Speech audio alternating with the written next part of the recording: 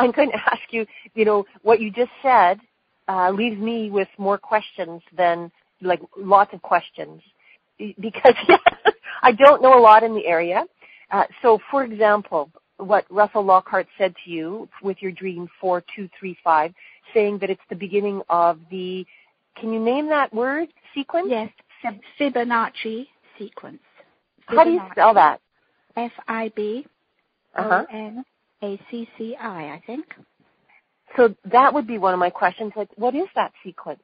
Well, I think what does that mean? Actually, a name of a mathematician in Italy in, I think, the 12th century, who started finding ways to talk about some of these patterns that he perceived in nature. And the best way to understand this sequence is actually to work with it with our hands.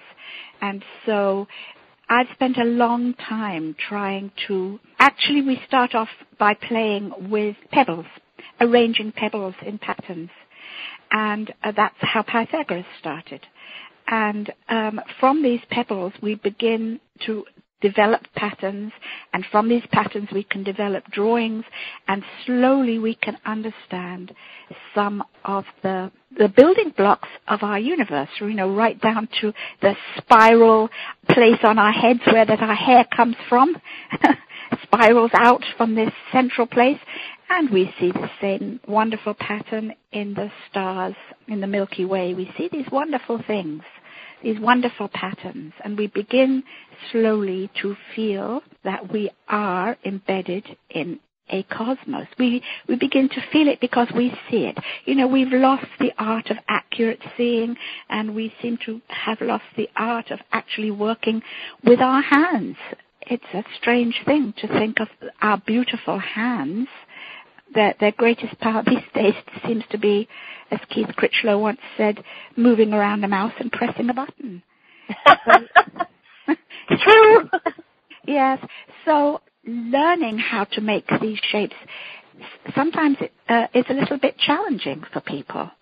I had a lady this week say she was so looking forward to the workshop that we're doing here and in Edmonton, and she's a very intelligent woman, highly educated, but she's a little bit frightened of pieces of paper and a compass and a straight edge. It's very simple, but it seems out of our league.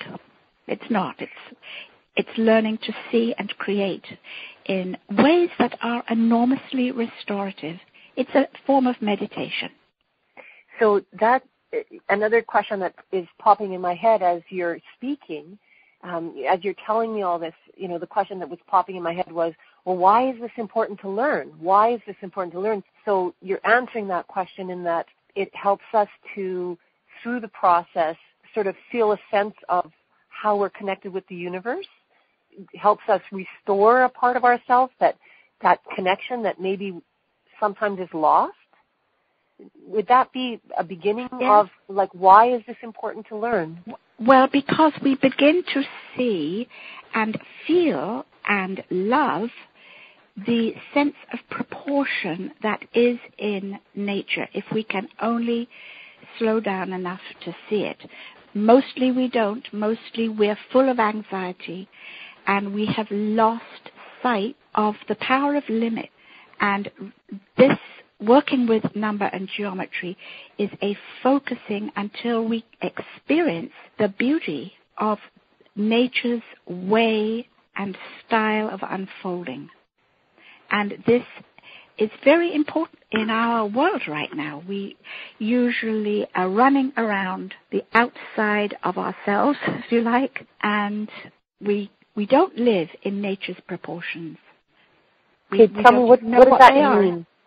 Well, we don't even know, for instance, how to look at perhaps the unfolding of a tomato plant, for instance, and to see the way in which it unfolds, and I'm sure biologists do this, and the sequence of patterns that unfold. I've been taking photographs of my tomato plant on my balcony, and when it's just in leaf, the little stems of leaf, as they branch off the main branch, are kind of left and right, left and right, left and right. But as soon as that plant is going to move into fruiting, flowering and fruiting, the lengths along the stem become quite different. That has to happen to make room for the fruit to grow, but then you move into the golden proportion. And so it's wonderful to notice these things and then to ask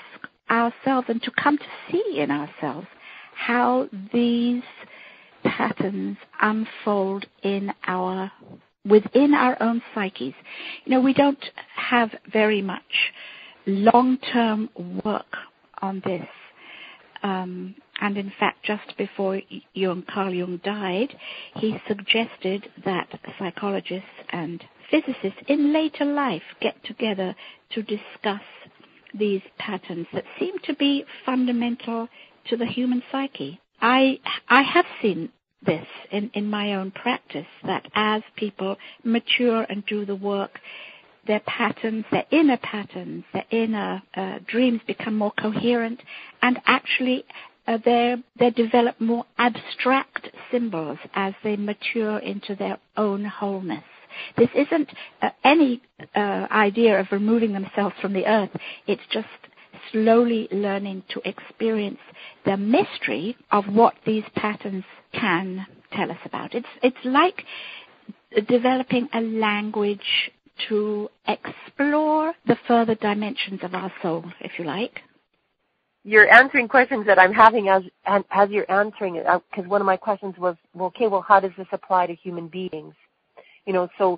Looking around in nature, watching a tomato plant unfold, being able to learn how to see the patterns as they unfold. My question becomes, and then applicability to human beings. So what you're saying is that the application becomes with people's psyche. Yes, and asking and noticing how we talk about this all the time now in our global consciousness, how we put our ideas onto nature. We rarely ask her how she would like to unfold. We are busy acquiring from her, grabbing from her, but how does nature actually proceed? That our task in a way is to learn to proceed in a more nature-like way. Perhaps that's a way of putting it. Okay, that makes sense. So that as we develop our ability to see, it changes our behaviors in relationship with nature. Yes. Yeah. Learning to see is a great art.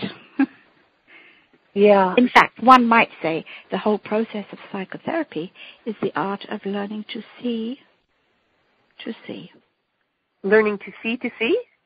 No, I was just repeating. Well, of course, that is true too. We do learn to observe ourselves seeing, and in a way that does help us gain some objectivity in our own style, in our own engagement with life. So we do learn. We see our seeing.